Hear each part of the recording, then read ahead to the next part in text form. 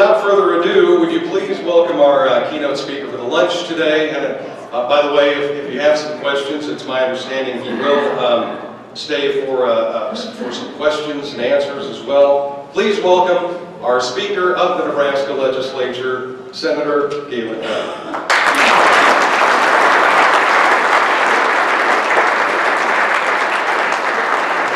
Thank you. This is a real treat for a kid who grew up in the South German Russian bottoms of Lincoln to come and talk to such an esteemed group. Back in those days, I just couldn't wait to grow up. Now I wonder what the hell I was thinking at that. We've talked a lot about tax. Nebraska is a high tax state. I think it is a goal of the legislature to try and lower tax. And there's three ways we can do it. We can shift tax. You know, we've been working with property taxes, and there have been some people who say, why don't you shift some of the taxes to income taxes, or shift some of the property taxes to sales taxes? I don't believe in shifting tax. You're robbing Peter to pay Paul. That isn't the way we need to do it. We need to have actual tax relief. The second way we can do it is to cut spending. I don't know whether you got a chance, I don't know whether the tables have, I think this is called the Hadley stupid chart, because this is the only way I can go about understanding our state budget. And I try to make it as simple as I can, because it's hard for me to understand. What this does, I think this is really, really important, because it tracks our spending and our revenues over the past 20 years. And it gives you some idea that we as senators, what we face when we talk about either cutting spending or holding down spending. We have 1995-96 and 15-16. You know, look at some of the numbers that really stand out to me. The first one is the top one. We were spending 19% of our budget on basically higher education 20 years ago, and it's 14.4% now. We've kind of balanced the budget on the back of some of our students going to school in Nebraska. That's a difficult thing. It's getting more expensive to go to school. And we've found that as a way of balancing our budget. If you go down and look at the other 38 agencies, they have gone down from 5% to 3.6%.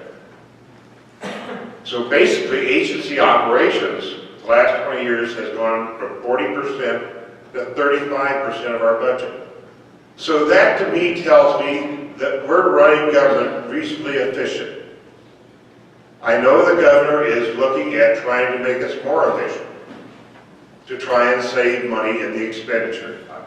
But I think we have made some headway in doing that. The next grouping is the one that has caused the most concerns as far as spending is concerned. And that's state aid to individuals. It's gone from 22.7% of the budget to 31.6% of the budget. This is the hard one to deal with. This is the hard one to cut. You look at Medicaid, 14.6% to 19.2%. The common thing I hear from a lot of people across the state is, oh, that's it. Those are those young kids, you know, that don't want to work and they get Medicaid for their health care and such as that. My understanding, 60% of Medicaid goes to cover grandma and grandpa in the nursing home. I would guess there isn't anyone in here that hasn't had a relative or a friend who's gone to the nursing home and gone through their money. I had an aunt and uncle that ended up in milder manner, and I was their financial conservator for them. And they never knew when they ran out of money, and the state started picking up the tab. So that is a large, large increase, and that is a difficult thing to work with. You just go down the line. It's just hard. Public assistance, developmental disability, behavioral health, all of those have increased. And as a senator, those are hard things to deal with anytime you're working with aid to individuals. TIOSA, state aid to education. We were just talking about TIOSA, but we were talking about that. A number that I always think about, I spent a lot of the summer with a number of the senators here talking about funding of education and property taxes. 91% of our students are enrolled in schools that get state aid. Yet the largest percentage of school districts are ones that are called non-equalized, that get no state aid. So we're having a big rift right now between those that get state aid and those that do not get state aid. And it becomes very, very, very common. Property taxes, gotta talk about it. So if we're gonna talk about state aid and education, you gotta talk about property taxes. Really difficult to solve. We've just come through, in the ag area, we've come through what I call the perfect storm. We had 5 years of exceedingly good years for agriculture. High commodity prices, record yields, really good. Made some money. Farmers, they're friendly enemies with their bankers. And I don't mean to offend any banker here, but most farmers, you know, they make a little extra money, they go talk to the banker says, well, I can get you a 0.5% CD. And the farmer looks at him like, are you crazy? Right? Or the farmer, talk to the farmer and you say, well, why don't you go invest in the stock market? Can you lose money in the stock market? Yeah. I'm not going to invest there. So where did they invest? They invested in land. And I always wanted to be an economist. Didn't have enough personality, so I became an accountant instead. But anyway, you know, economists tell us that when you have a small amount of product and a lot of buyers, what does it do to the prices? Increases them. So we've had rapid increases in farm land values, 20 and 30%. So we have to look at ag land values and what we can do there. But let's not stop there. I live in Buffalo County, Kearney. The last 5 years, residential real estate went up 15.3% in 5 years total. Went up 20.1% this last year. Commercial went up 4.8% the last 5 years, went up almost 9% this last year in 1 year.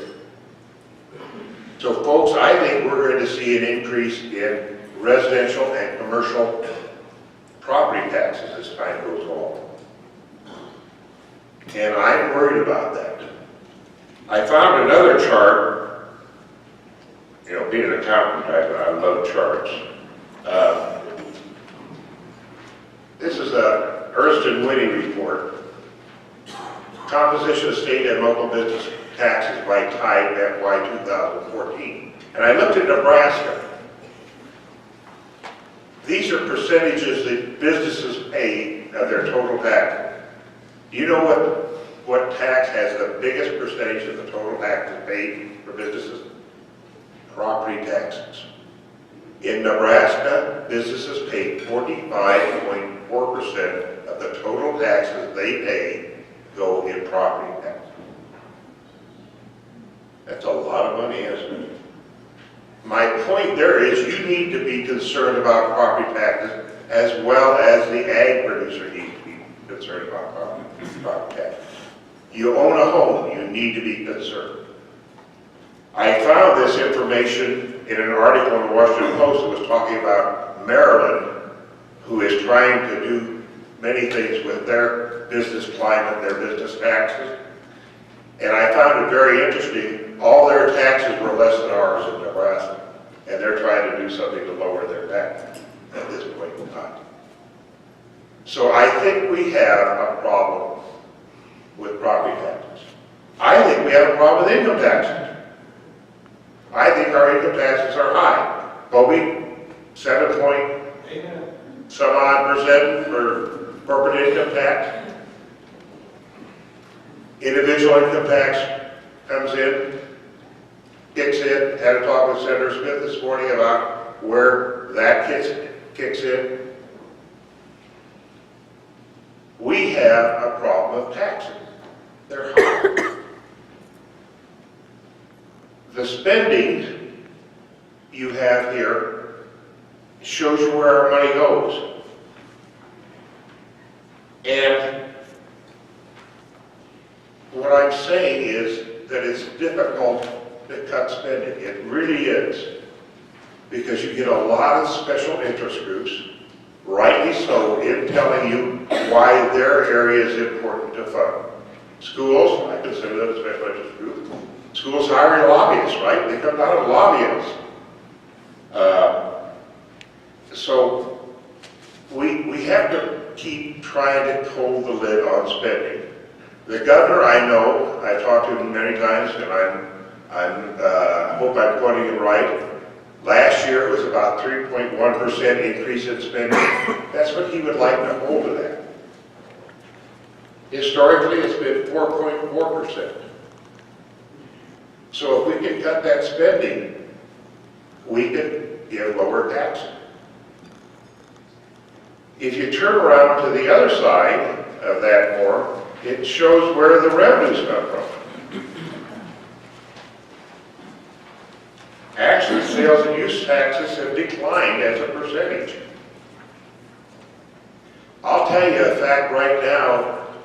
We spend a lot of time looking at unemployment numbers.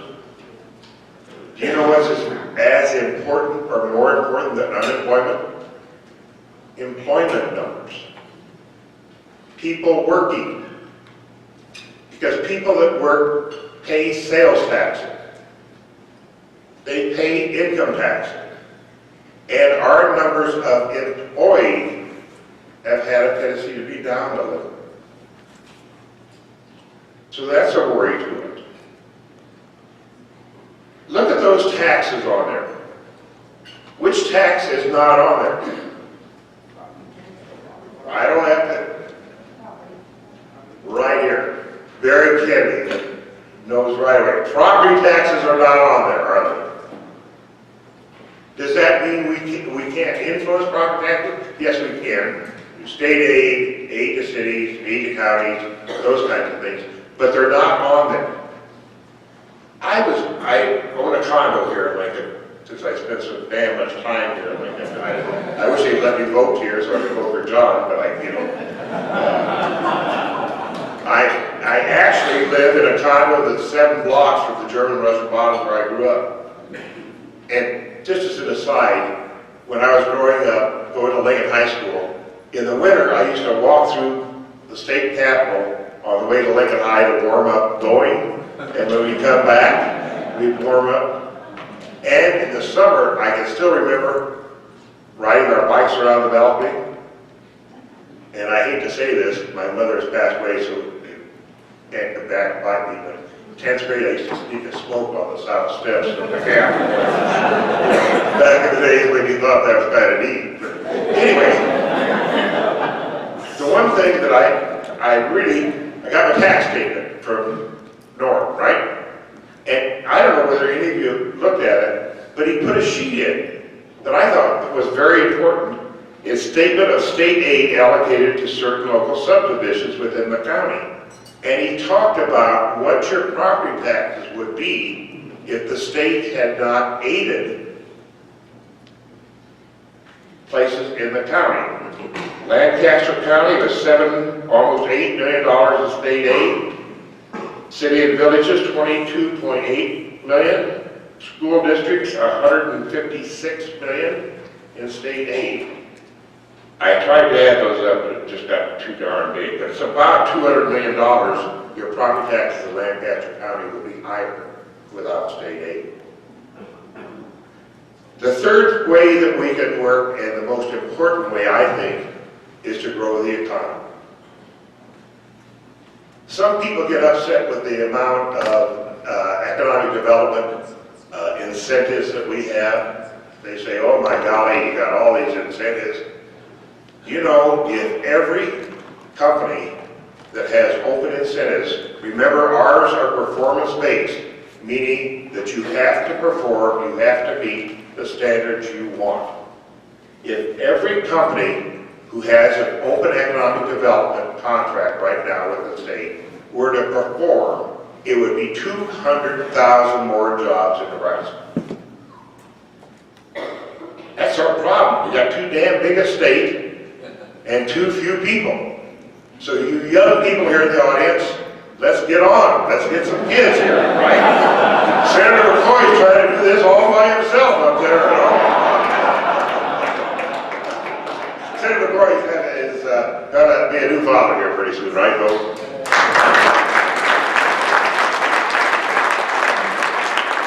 So we've got to grow the economy. Because if we grow the economy, we get more people, we can spread the tax burden over more people and lower the tax burden for everybody if we could do that. And so that's what we've got to work on. And I really truly believe that the legislature has done a good job in doing that over the years.